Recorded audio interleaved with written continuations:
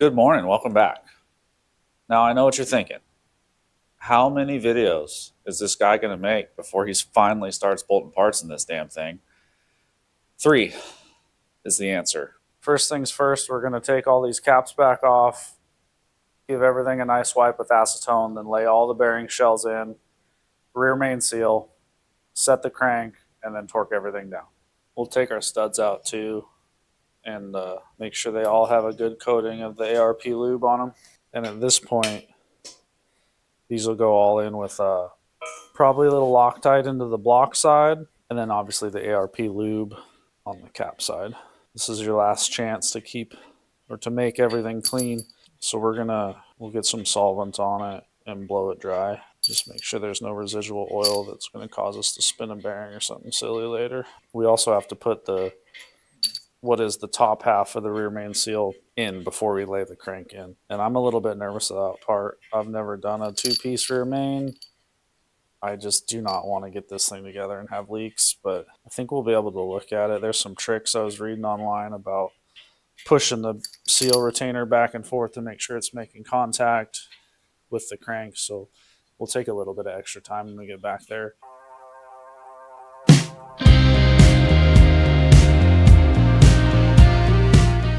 So we got that all blown out and dry. We're going to wipe with a fresh rag our bearings off, and then we'll lay all of the upper half shells in, and then we'll probably look at the upper half of the rear main at that time as well.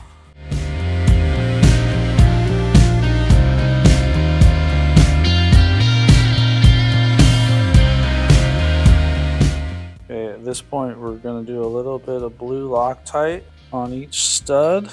They say hand tight, we're gonna do something like that.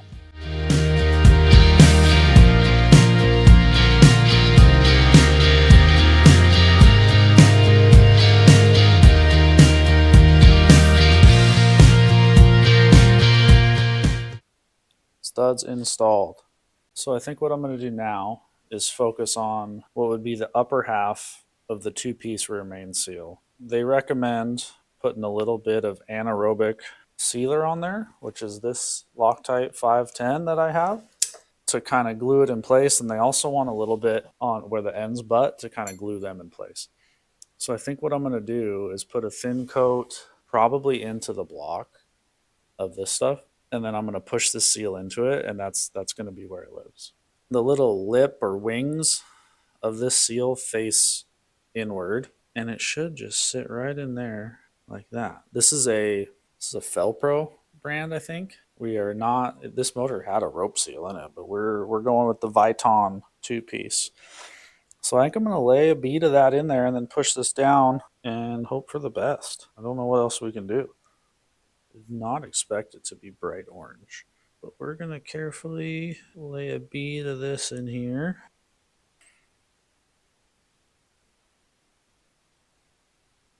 Get another clean rag, and I cut the tip of that plenty big. Probably should have been maybe just a touch more careful. That's all you can see the back of my head. I apologize. Never dealt with a 2-piece before, and it just is a little bit, makes me a little bit nervous, if I'm honest. Okay, that's in there, and we're like pretty clean.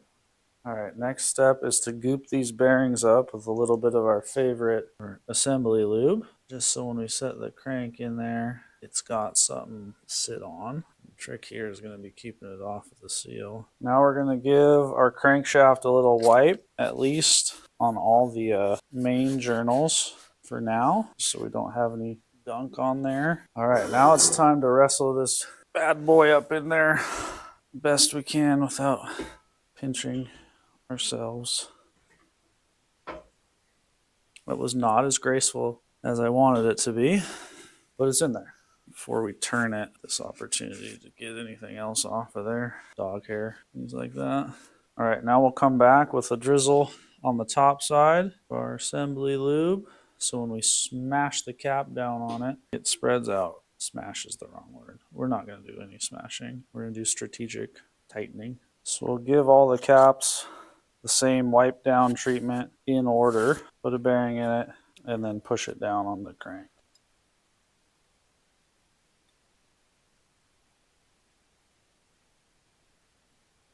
We'll just set each one on there for now. We'll tap them all down gently later.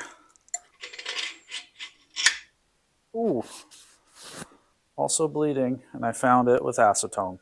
Thrust bearing number 3, dropping in. Number 4 goes here, and number 5, and number 5. There. Now that all the caps are on, I'm going to gently tap them down, starting in the middle. Those should be all seated now. Now we're going to come through, we could spin it at this point, and we'll lube up the threads and the washers and the nuts, and we'll torque the crank in.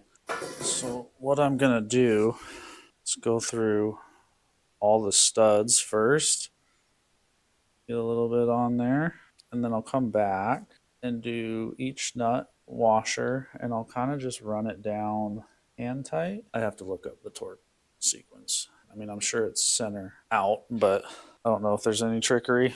Washer and a nut for each one. I think if I remember right, we did 35, 70, 110.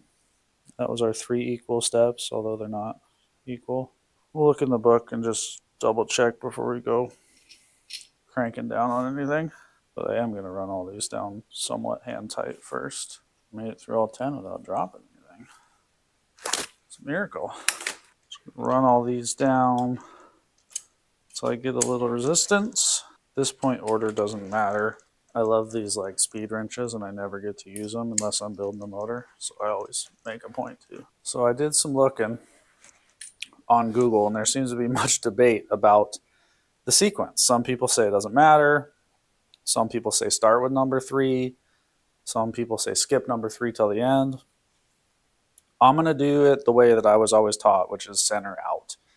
So I think what we'll do is we'll start at 3, and then we'll go boom, boom, 2, 4, 1, 5. Then we'll go ahead and smack the crank around a bit and set our thrust, and then we'll do our 2 other steps. So first step is at 35. We'll take number 3 to 35. We'll go here to number 2.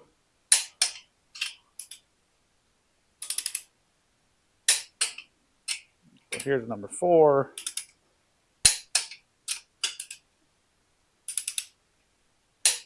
And again, I'm not saying this is the right way, but normally on stuff like this, you work center out. I even looked in the book I have, and it says even a different method. I'm going to do it the way that I think makes the most sense. So now that we got 35 on everything, you get your hammer and you beat on your brand new motor. The idea is to knock it back and forth a little bit to set the thrust surfaces of this center thrust bearing. And the most important part about all this is your last hit needs to be going forward. You need to knock it both ways, but finish the thrust forward. Okay. That's all it takes. Just a little bit to align these surfaces is all you're trying to do. Now we're going to go to our next step, which is going to be 70 foot-pounds, following the same order.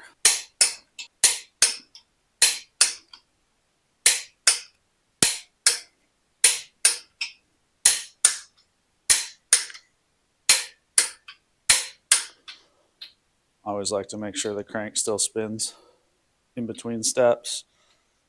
So far, so good. All right, last step. It's the full meal deal at 110 for, that's the spec for ARP main studs. That's not the spec for factory fasteners or probably even the ARP bolts. So make sure you're following whatever the manufacturer recommends.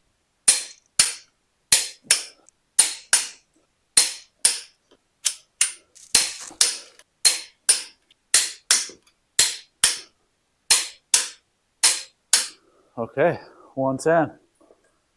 Sure she still turns? Oh yeah. I always like to spin it over a few times, slow, and just make sure nothing sounds or looks weird.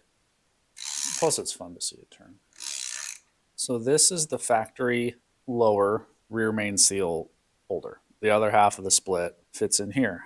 In order to try to set ourselves up for success, I think what we're going to do is we'll glue this bottom half in, and then we'll also glue in the side seals. See these little rubber pieces? And we'll let it sit overnight. And then tomorrow morning, we can assemble this part first, get it in there snugged up, then we can spin it over. So I bought the Felpro seal number 2947. It does not come with side seals. I think they intend for you to fill this whole channel with RTV. So I also bought a different rear main kit that does come with these side seals. And what I'm going to do is use a combination of both. I'm going to use the Felpro seal because I think it's better. But I'm going to use these side seals and I'll glue them in with our Loctite 510. And then tomorrow, when we assemble everything, we'll go ultra black RTV on the mating surfaces and some more on the sides, and we'll kind of just shove it in there. A little bit of our orange goo. This is not intended to help this seal whatsoever. It's just intended to hold the seal in place as we're monkeying around trying to get it to fit in. And we'll do the same thing with these side seals. You don't want it protruding necessarily, but I think if it was long, you'd want it to be long to the top. All right, a little bit non-traditional. I'm going to let that sit overnight and glue together because I think having constant pressure on it's going to help. Hopefully that stuff that's leaking out doesn't try to glue my clamp to it. If it does, we'll figure out something else. Whether get new side seals or we'll do the fill it full of RTV technique. Today's plan, address the other half of the rear main, which I'm not sure I'm ever going to be satisfied with. And then we're going to go one by one and start hanging pistons. So the rear main in this thing has been stressing me out because it's a two-piece and because I don't want it to leak. So last night, I put what is the upper half of a Viton Felpro, I think, brand seal in it. And I kind of glued it in with some Loctite 510, let it sit. And I took and did the same thing with the bottom half and the side seals. And left it overnight in hopes it set up. And it did a little, but not as much as I was hoping. I would really like to kind of dry fit this before I go with the RTV, but I'm worried as I push it down there, it's going to scrape these side seals off because they're already kind of trying to move. I don't know if I'm going to go with this solution or not. I know they make like a billet retainer cap, which I'm not sure what problem that solves exactly, except I think they use a different style side seal. And then there's a company called Fast Fish Motorsports that sells a one-piece rear main, which is, it's got a slit in it so you can get it around the crank, which would be half as many places to leak, I would think, but you still got it. This part still exists somehow, whether it's the factory one or a billet one from like Mancini or Hughes or somebody like that. I'm just not sure what to do. I think what I'm probably going to do is try this one, and if I don't feel good about it, come back and redo it. I can, with the motor on the stand, even if I had rods and pistons in this thing, I think I could sneak another seal in there without having to undo all the work that we're going to do today. I mean, it's not uncommon for people to do a rear main in the car, right? So I'm better set up than that. I really don't want to get this thing in the car and have it leak, especially being a 4-speed. Trying to keep oil off the clutch is generally a good idea. So I think one shot is going to be the move. This is so tight on purpose to the side seals that I don't think taking it in and out a bunch is going to do us any favors. So I'm going to take some ultra black, try to carefully apply just a little bit. I poked a tiny hole in this because I don't want to get it everywhere. Just want enough on the bottom to where it'll smash. I think no matter what I do, those seals are going to push up. So much for this idea. I mean, that's how it's supposed to go. And then the seals go in like this. I just don't see how you're going to get these seals in there without them pushing up. Okay. I've got a plan. Don't know if it's a good one. If we start the seals kind of like this, get them where they need to be, as I push down, the retainer will kind of slide into the seal in my head, and we'll start with less stick out. This is hard and stupid. I made progress that time. It's like trying to push a rope. This is close here. It's the closest we've come. See if these bolts thread in and what that feels like. I'm still nervous this is going to leak. I always am. But this one has 1, 2, 3, 4 sealing surfaces. My Mopar book that I've been referencing says 30 foot-pounds for these.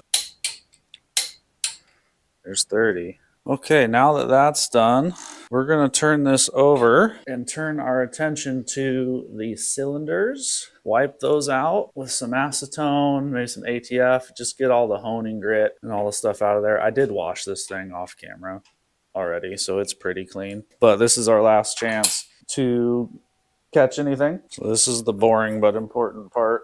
Just double, triple, quadruple wiping out cylinders. Right now I'm using acetone. I might use a little ATF even after this initial pass because it's got a bunch of detergent in it, which will help. And then I've got some Driven BR40 break-in oil that we'll use to actually lube the cylinders. On a little ATF, Super Tech Walmart brand. Used to run this in the gearbox of my dirt bike. We'll do another pass with that in each hole, and then we'll come back with another acetone pass to get all that out, and then we'll do our break-in oil and we'll be ready to start filling all these holes. All right, so we got our box of slugs here, and we're going to get ready to start putting these in the hole. So for each one, we're going to take it apart, wipe down the surfaces with acetone, load bearings into the rod and the cap, a little bit of oil on the rings, and then off we go. Okay, whenever I do a motor, I just build it into the cost that I'm buying one of these billet ring compressors. They're so much nicer than the screw ratchet style. This one's 4350. That's our bore because we're a 30 over 440, which is a 4320 from the factory. We're going to get ready to put the first one in the hole. Going to do a little bit of ultra slick on the bearing, obviously. This lined up and squared up best we can. Catch the rod.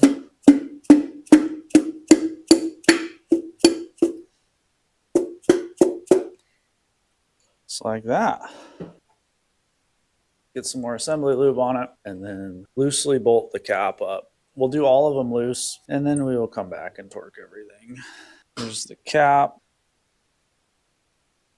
The bolts started, and we'll probably give that cap a tap so it seats down on the dowels. This is obviously not a torque wrench, but we're just going to suck the rod down so the dowels and the faces are tight to each other. One down, 7 more to go. Same thing over and over and over again.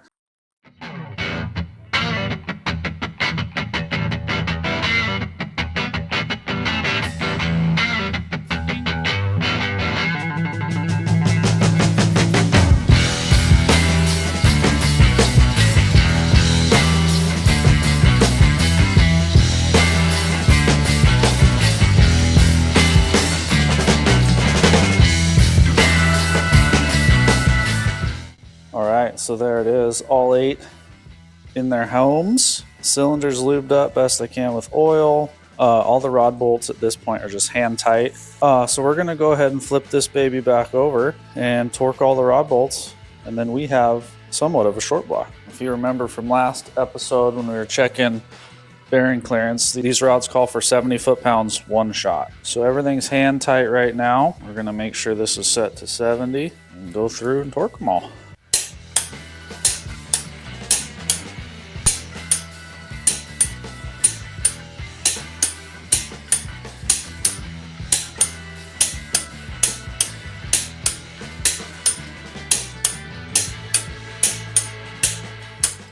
So now that this is totally assembled and all the pistons are in their holes, the last thing I want to do today is go ahead and measure how far in the hole compared to the deck surface the piston is. That's going to give us a better idea of compression ratio, which is going to matter obviously for things like head gasket thickness and a little bit of camshaft selection. I have not bought a cam yet, so I want to know this information because I know what cylinder heads I'm going to use and I know what I can get as far as head gasket thickness. So I want to be able to use a calculator, and this is one of those inputs to figure out your static compression ratio. I asked for it to be about 20 in the hole, but we're going to double check with a tool called a deck bridge. I will show you that in just a minute. So this is something called a deck bridge. I actually built this one, but you can buy them. They're not that expensive. Basically what it is a bridge shape with two machine surfaces where a dial indicator sits through the middle and measures depth, more or less. So what we're going to do is we'll take this and we'll span part of the deck surface. We'll zero this out, and then we'll bring the piston up to TDC, which we'll be able to verify and see on our dial. And the difference between 0 and where the piston starts moving back down in the hole is going to be that measurement that we're looking. So when I built this, I've always meant to put magnets in the bottom so it would stick. I never got around to it. So this is kind of another three-handed operation. All right, so we'll just work on cylinder number 1 here. I'm probably going to do all 4 corners, but I'll show you the first one. So we want to pick a spot where it's flat, and we'll set our bridge on there, and then we'll go ahead and adjust the dial so the deck surface is 0. That's our reference now. Now what we'll do is we'll move it over the top of the hole, and we'll make sure that we hit part of the piston that's flat. If you have like a big dish or a big dome, this gets a little more complicated. We have flat tops with valve relief, so we're just going to miss the relief, and the rest of it should be flat. And then we'll bring the piston up in the hole. We'll watch this needle move as it comes up and touches this.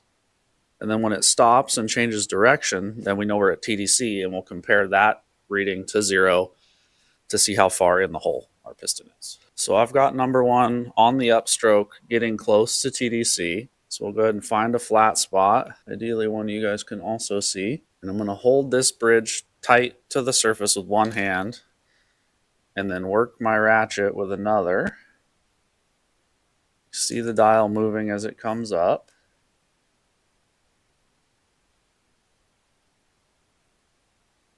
Okay, and right there, did you see the needle change direction? I'll back it off and I'll show you. Okay, see, now the piston's headed back down. It's headed up. The measurement's getting smaller. Okay, it changes direction about here.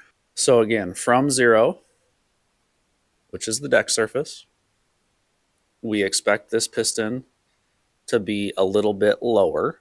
We hope so. We don't want it coming out of the hole. So that means our measurement's going to be on the left side of 0. So right now we are, each one of these hash marks is 1/1000th of an inch. So we are 10/26 thousandths in the hole. It's probably a little more than I want, but it's okay because you can adjust that with head gasket thickness. Also, the later 440s have quite a significant chamfer on the bore, which isn't helping. The reason this is important is for compression ratio. We know that the trick flow heads we're going to run have a 78 cc chamber. You have to take that 78 cc's plus whatever cc is left in the hole when the piston's at TDC. So we know we have this bore size. We calculate that volume based on this little skinny cylinder, which is 26 thousandths tall by 4,350 diameter. That is part of that compression equation. And the other thing that matters is head gasket thickness, because as you lay a gasket on this and a cylinder head, it obviously raises it up, and that adds to that volume, which is the volume of your combustion chamber. So now that we know where number 1 is, I'll check number 7, number 2, number 8, kind of like a 4-corner deal. They should be the same or very close. Once we have that, we'll average it out, and we'll use that as our measurement for how far down the hole the piston is. We can take our 78, which is our chamber size of the heads we're going to run, and we can play with head gasket thickness to try to get the compression where we want. Pump gas street motor, remember, we're shooting for 10.5, 10 3/4 if we want to get spicy. I don't know yet. I don't off the top of my head know what's readily available head gasket thicknesses there are. I'm sure there's an 035, an 055. There will be options. A custom gasket is also an option. If you really want to dial it in, we're not probably going to get that crazy. But now that I know that, I can figure out what our compression ratio should be. That's going to allow me to pick out the correct camshaft. It's going to allow me to pick out and order the correct head gasket, and just generally allow us to keep moving forward this build. For now, we're out of parts. So thanks for coming along. Please like and subscribe. Unfortunately, this might be the last you see of the 440 for a little bit, because last time I checked, both the cam that I think we're going to run and the heads are on back order. That's just part of hot rodding in 2025. Supply chain's a problem. Not only are things more expensive, but they're harder to get. And they're like, I got to be able to afford this stuff too. So we'll figure out what we want. We'll put it in our cart at Summit. We'll order it, and then we're at the mercy of UPS or FedEx. But don't worry, there's plenty of other things to work on. I might be able to find some stuff. We've got like an oil pump, and we've got the block off plate. We could maybe do some more stuff, screw the oil pickup in. So it might not be all the way done, but for the major assembly portion, we are for now. But like I said, thanks for coming along. Please like and subscribe. We'll see you guys next time.